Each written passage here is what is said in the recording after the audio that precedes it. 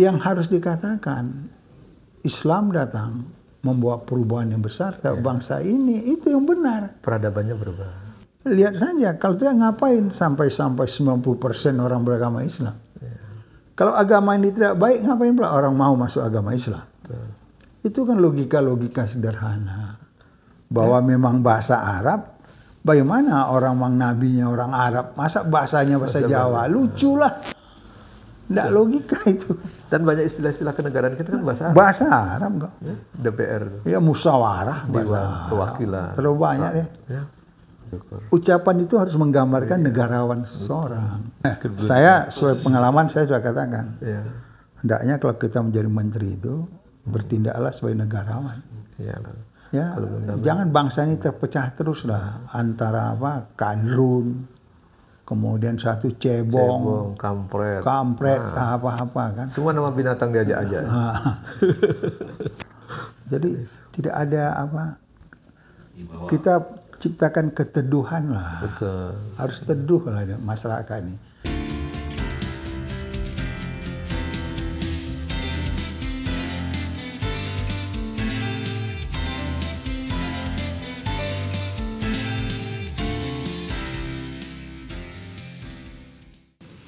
Assalamualaikum warahmatullahi wabarakatuh. Pemirsa Bincang Perubahan yang dimuliakan oleh Allah, alhamdulillah pada kesempatan kali ini kita akan bincang perubahan terkait dengan fenomena atau fakta yang berkembang saat ini, yang itu mengarah kepada Islamofobia. Misalnya pernyataan dari Menteri Agama di negara ini yang menyatakan bahwa Islam adalah agama pendatang. Dan berikutnya ada pernyataan yang serupa, yang intinya kembali kepada Islamofobia. Nah, maka pada kesempatan kali ini, alhamdulillah Bincang Perubahan kita menghadirkan tokoh senior, Bang Bakhtiar Hamzah. Kemudian ada Bung Wahyudi Al-Maroki. Langsung saja kita mulai. Bang Bakhtiar Hamzah yang dimuliakan oleh Allah, menurut Abang bagaimana terkait dengan apa yang sedang kita bicarakan, yang di masyarakat lagi lama dibicarakan terkait dengan Islamofobia? Silakan. Ya, tentunya pertama-tama tentu Assalamualaikum warahmatullahi wabarakatuh. Waalaikumsalam warahmatullahi wabarakatuh. Teman-teman seperjuangan, memang bukan bahasa-bahasa yang mendiskreditkan Islam itu bukan hari ini saja. Bukan baru kali ini. Nah, beberapa tahun ini kan kita mengalami itu, ya, dan memang upaya mendiskreditkan Islam itu dilakukan secara sistematis. Ya, dengan demikian mencoba meracuni pikiran, terutama orang muda, bahwa memang Islam itu ada sesuatu yang tidak baik. Islam itu ada agama pendatang, dan Islam itu tidak memberikan kontribusi apa-apa terhadap negara ini. Itu beberapa tahun terakhir itu terjadi. Tapi pada waktu masa SBY itu enggak terjadi. Ya, kita merasa kecewa sejak masa akhir-akhir presiden ini. Dan saya merasa jika ada pernyataan-pernyataan dari pejabat pemerintah yang mendiskreditkan Islam, maka sebenarnya Wapres, beliau itu kan kiai, tokoh ulama, seharusnya harus bisa berbicara, tidak harus aktivis saja. Karena pernyataan-pernyataan mendiskreditkan Islam itu adalah upaya untuk meruntuhkan Islam. Sementara kewajiban kita ya sebagai umat yang beragama harus menegakkan Islam ini. Itulah tugas kita. Itu yang satu. Yang kedua, jika Menteri Agama berbicara, ya Menteri Agama ini kan tidak paham. Kalau dia mengukur bahwa Islam adalah Sama pendatang. agama pendatang, dan ukurannya mungkin dia melihat bahwa sebelum Islam datang, memang di Indonesia ini ada agama Hindu, ada agama Buddha, ada juga ateisme. Ya? Padahal agama Hindu Buddha juga datang ya. Iyalah, mana pula ada asli agama kita di Kayak pendatang sini. juga sebenarnya. Ya? Jadi itu apa artinya itu? Tetapi yang harus dikatakan, Islam datang membawa perubahan yang besar terhadap bangsa ini, itu yang benar. Peradabannya berubah. Lihat saja, kalau tidak ngapain sampai 90% orang beragama Islam. Kalau agama ini tidak baik, ngapain pula orang mau masuk agama Islam? Itu kan logika-logika sederhana. Jadi untuk apa dibicarakan itu? Seolah orang bisa menginterpretasikan, kita bisa menginterpretasikan seolah memang Islam itu asing. Enggak. Kalau dia asing, ngapain banyak orang mau memeluk agama ini? Asing dan buruk. Iya, itu kesannya akan seperti itu. Kan ada asing juga yang tetap diterima juga sama mereka, tidak mengomentari, kan asing banyak masuk tapi tidak dikomentari. Asing. Nah, asing. Asing banyak masuk. Jadi saya kira sudahlah ya, janganlah dipertentangkan Ya. umat Islam ini dengan penguasa. Ya, kita itu sangat baik lah gitu. Kalau menurut abang ada hal lain nggak? Ada unsur politis misalnya? Kalau kita bicara unsur politis, sebenarnya itu kan tentu ada ya maksud yang tetap ingin mendiskreditkan. Ya, sebenarnya seperti tidak ada kerja menurut saya ya. Saya ingin mengatakan begini. Saya ini kan berpengalaman 9 tahun jadi menteri. Dikala kita disumpah menjadi menteri, maka kita tuh harus bertindak sebagai negarawan. Ya. Ya. Termasuk ucapan juga harus diukur. Ucapan itu harus menggambarkan negarawan seseorang. Itu baru penjabat. Apalagi disumpahnya pakai Al-Quran. Iya. Saya masih ingat dulu, pada waktu mula pertama saya jadi menteri. 1 bulan setelah jadi menteri, saya diundang dalam panel di ITB. Ini pengalaman saya. Apa kata dosen-dosen di ITB itu, Pak Bahtiar kan aktivis P3. Bagaimana Pak Bahtiar setelah jadi menteri? Saya jawab, saya meminjam kata-kata Kennedy. John F. Kennedy. Nah, saya katakan bahwa begitu saya disumpah, loyalitas saya terhadap partai berakhir. Jadi kepada Nah, maka loyalitas saya kepada negara saya mulai. Itulah yang saya lakukan. Maka saya harus bertindak sebagai negarawan. Nah, bukan mewakili keinginan politik saya. Nggak bisa menjadi pemimpin seperti itu. Betul. Ini yang harus hari ini saya lihat itu hilang. Atau karena mungkin kerjaan untuk melayani rakyat, mensejahterakan tidak tercapai, sehingga bikin statement lain supaya tidak nampak kegagalan kerja itu. Kalau itu pula yang mau dicari, itu kan tak menambah pekerjaan. Nah, Ya? Apa sih tugas seorang menteri? Tugas seorang menteri kan ada tupoksi.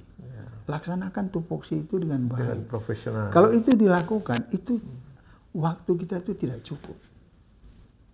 Saya merasakan benar. Nah, apalagi waktu saya yang jadi menteri itu konflik sosial begitu hebat. Mulai daripada Aceh, orang Jawa diusir dari Aceh, kemudian di Kalimantan orang Madura dengan Dayak, Madura dengan Dayak ya. nah, kemudian di Poso konflik Islam dengan Kristen, Yang Tibo CS ya. Tibo CS, kemudian di Maluku begitu juga, sampai ke Maluku Utara. Itu saya datangi semuanya. Saya memahami betapa pentingnya kearifan seorang pemimpin untuk menjaga kemajemukan yang ada di negara ini, ya. Jadi kita bisa merasakan seperti itu. Oke. Jadi janganlah membuat suatu pernyataan-pernyataan yang bisa melukai ya, Hati umat Islam. hati umat Islam. Jangan, ya. Betul. Saya khawatir kalau itu terus menerus, tentu ada batas-batas kesabaran orang. Bisa marah ya. Iya, itu yang harus dipertimbangkan dong. Mestinya kalau belum bisa membahagiakan, jangan Nggak usah. menyakiti dengan pernyataan. Gitu. Ini BBM udah dinaikkan, ekonomi susah. Sudahlah, ya. Apalagi kita akan menghadapi resesi yang berat. Ya. Umat udah mencari makan susah kok. Ya, ditambah lagi pernyataan-pernyataan yang Pernyataan. Ya. Nah, terkait dengan pemimpin yang harus negarawan. Nah, ini ada ini juga diundang oleh pimpinan daerah. Bagaimana menurut Ustaz? Iya, kalau pemimpin itu memang mestinya dia bekerja untuk rakyatnya. Kalau di konstitusi itu ada 4 tugasnya. Melindungi segenap ya, berarti tidak boleh beda-bedain. Iya. segenap bangsa. Kemudian mensejahterakan, mencerdaskan. Baru yang keempat ikut melaksanakan ketertiban. Nah, tapi mencerdaskan, mensejahterakan ini kan kalau belum tercapai, mensejahterakan susah nih. Ya minimal jangan membuat pernyataan yang menyakitkan. Ya, itu minimal itu. Minimal kan itu. Sudahlah tidak menjadi sejahtera, BBM naik, rakyat susah, bikin antri sana sini, antri minyak goreng, anti BBM. Tambah dengan pernyataan-pernyataan yang melukai gitu. Jangan. Nah, Saya itu. sangat setuju tuh awal. Ini menurut saya penting. Apalagi bilang itu yang Islam agama Pendatang. bangsa, pendatang di sini. Ya, kenapa nggak dibilang bahwa Buddha itu agama pendatang? Kan semua Hindu, pendatang nah. di sini. Ya, Emang kalau agama asli kita nih ya nyembah pohon lah. ya, animis lah. Animisme. Iya. Nampaknya memang ini tendensius lah. Mungkin perlu diingatkan. Nah, tadi kan kita sependapat kan. Ya, Tugas yang mengingatkan Saya sesuai pengalaman saya sudah katakan, ya, hendaknya kalau kita menjadi menteri itu bertindaklah sebagai negarawan, ya betul. tinggalkan apa Kepentingan-kepentingan. kepentingan lain. Sehingga Ya, kepentingan bangsa itu di atas segalanya. Apa kepentingan bangsa itu? Yang paling penting kita akan memerlukan kedamaian. betul. Ya, Kalau belum damai. jangan bangsa ini terpecah terus lah antara apa kadrun, kemudian satu cebong, Kampret. kampret, Nah, apa-apa kan. semua nama binatang diajak aja. Ah. Jadi tidak ada apa, kita ciptakan keteduhan lah. Betul. Harus teduh lah masyarakat ini. Ekonomi sedang sulit. Ya, di depan mata kita Resesi ancaman. resesi ancaman. Kemudian masalah Papua tidak selesai. Pembunuhan terus terjadi. Iya. Enggak tuh aparat kita sedang susah. Lihat aja polisi susah kan? Situasi dan memang kondisi yang Iya. Jadi jangan menciptakan sesuatu yang membuat resah, tambah. resah lagi. Iya, mungkin itu penting itu diingatkan. Cuma memang kalau kita yang bicarakan bobotnya agak berbeda nih. Seandainya para pejabat yang ngomong tuh keren banget. Ya, sebenarnya kita berharap ya, tentu ya, semoga Mereka cepat ini ya. pendapat saya ini mungkin didengar gitu ya. Ya, kemudian Mungkin ada yang benar ya, dia bisa paham juga. ya, insya Allah. Allah didengar Iya, iya. dan berubah. Itu harapan kita. Ya, memang satu lagi mungkin Bang.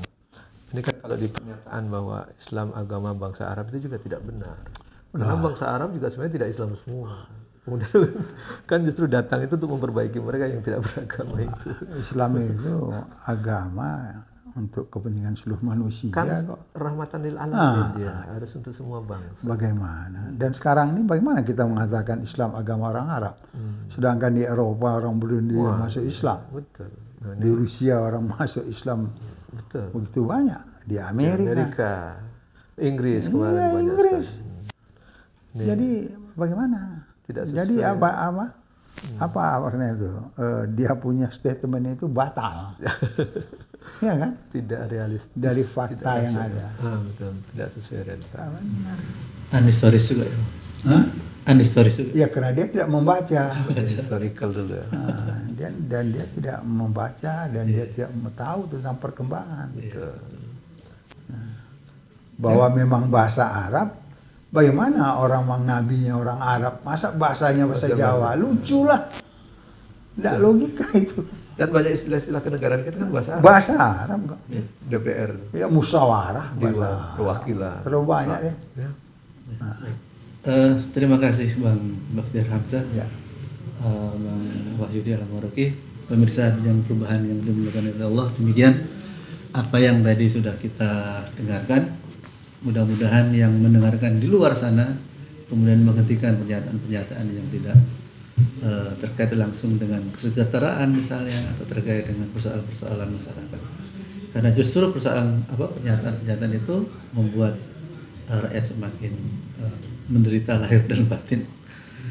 Kurang lebihnya mohon maaf, kita akan bertemu lagi di tema Bincang Perubahan yang menarik lainnya. Assalamualaikum warahmatullahi wabarakatuh. Waalaikumsalam.